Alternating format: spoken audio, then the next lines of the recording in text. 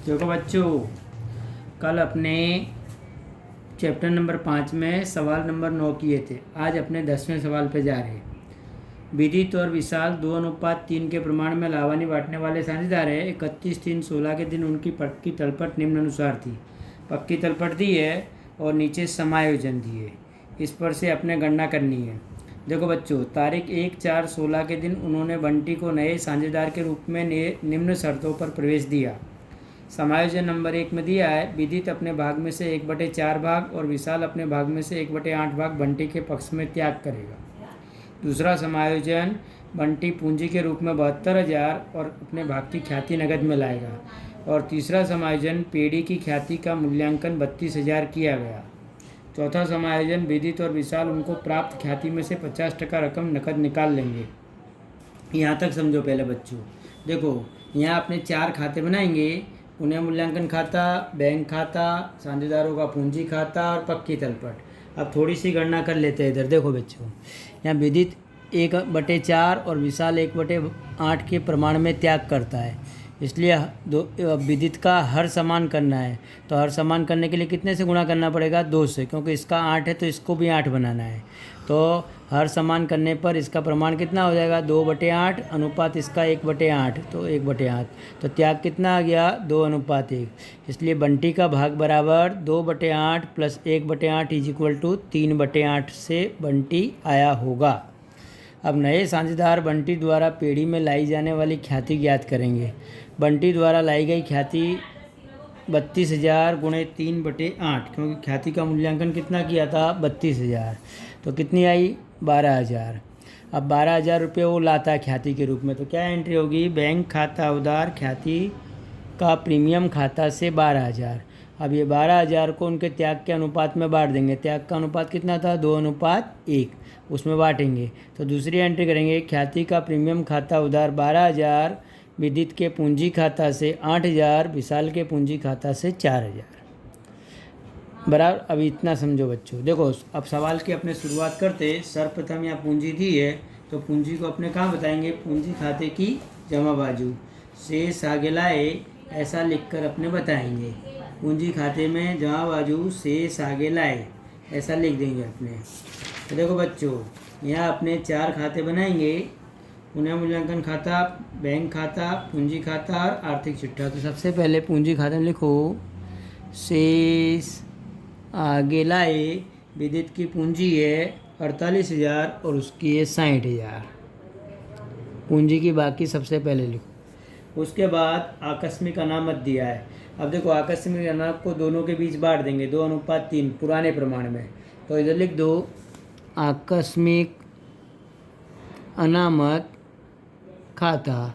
अब देखो, इसको बांटेंगे 2:3 में, तो इसका कितना आएगा? 3600, उसका 5400, कुल 9,000 है।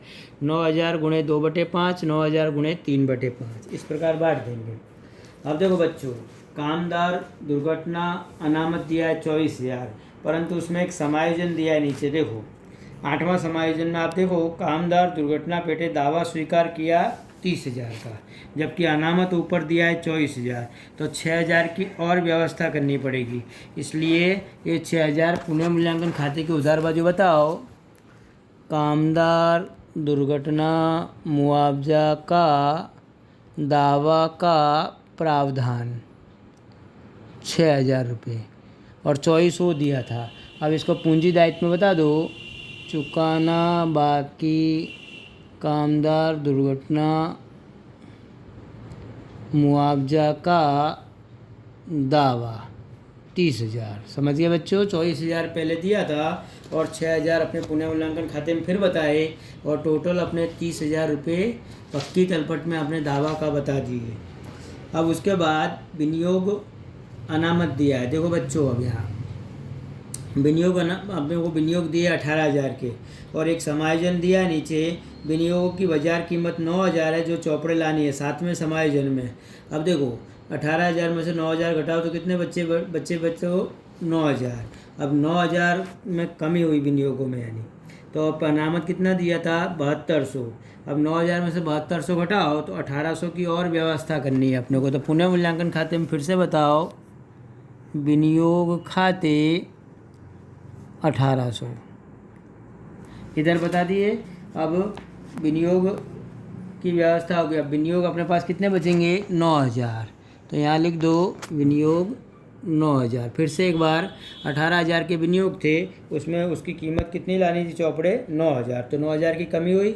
अब 9000 की कमी में 7200 रुपये पहले विनियोग अनामत दिया हुआ है, तो 1800 यहाँ अपने ने पुनः मूल्यांकन खाते में फिर बता दिए। 1800 और 7200 9000, ये 9000 कुल 18000 की व्यवस्था अपने ने कर दी। अब देखो बच्चों, लेनदार। अब लेनदारों में समायोजन बाद में लिखते हैं, डूबत ऋण अनामत बाद में लिखते हैं। अब अपने नगद शेष की बाकी लिख दो। नगद शेष की लिख दो, शेष आगे लाए। नगद शेष कितना दिया है यहाँ? 8400। तो यहाँ लिख दो 8400 नगद शेष। उसके बाद मकान यंत्र स्टॉक बाद में दर्शाएंगे अपने बच्चों। देखो अब बैंक, अब समायोजन नंबर 1 हो गया। समायोजन नंबर 2, बंटी पूंजी के रूप में कितना लाएगा? 72,000। तो क्या एंट्री करेंगे? नकद ऑब्लिक बैंक खाता उधार बंटी का पूंजी खाता से, ये अपने एंट्री करेंगे। तो नकद ऑब्लिक बैंक खाते में बता तो बंटी का पूंजी खाता 72,000। और फिर इस पूंजी को अपने पक्की तलपट में भी बताएंगे, बंटी की पूंजी 72,000। बराबर। अब देखो बच्चों, फिर बाद में क्या दिया है कि बंटी पूंजी के रूप में उसके भाग की खाती नगद में लाता है। अब नगद में वो ख्याति लाएगा तो अपने एंट्री क्या करेंगे? नगद खाता उधार खाती का प्रीमियम खाता से, ऊपर अपने एंट्री की थी यहाँ नगद बैंक, नगद ऑब्लिक बैंक खाता उधार।